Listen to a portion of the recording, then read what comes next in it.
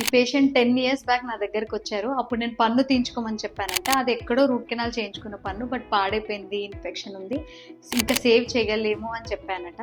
But తనకు ఆ decision అప్పుడు నచ్చలేదు. ఇంకో క్లినిక్కి వెళ్తే తనకు మళ్ళీ ఏదో చేసేసి ఆ పన్నుని సేవ్ చేశారు.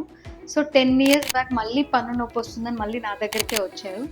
ఇప్పుడు చూసేస్తే తనకి ఇక్కడ నుంచి ఇక్కడ దాకా అంటే దవడ బార్డర్ వరకు అండ్ పక్క పన్ను వరకు కూడా ఇన్ఫెక్షన్ స్ప్రెడ్ అయిపోయి ఫుల్ చీముతో నిండిపోయింది.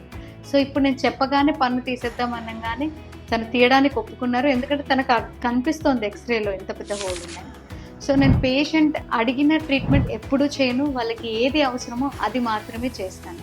సో వాళ్ళు అడిగారు కదా అని ఏదో ఒక ట్రీట్మెంట్ చేయాలి. ఆ టైంలో వాళ్ళు మన దగ్గరికి రాకపోవచ్చు, బట్ మనం చెప్పిన డెసిషన్ కరెక్ట్ అని వాళ్ళకి అనిపించినాడు తిరిగి మన దగ్గరికే వస్తారని నా నమ్మకం. సో నేను అదే ఫాలో అవుతాను. ఆ పేషెంట్ తిరిగి మళ్ళీ నా దగ్గరికి వచ్చాడు. ఇప్పుడు నేను తనని మిగతా టూత్ కూడా ఎలా సేవ్ చేయాలి అనే ప్లాన్లో ఉన్నాను. I feel pity about him, ఎందుకంటే అంత బోన్ లాస్ అయిపోవడం, చీము రావడం. బట్ ఓకే, తెలీదు కాబట్టి కీప్ ఫాలోయింగ్ us.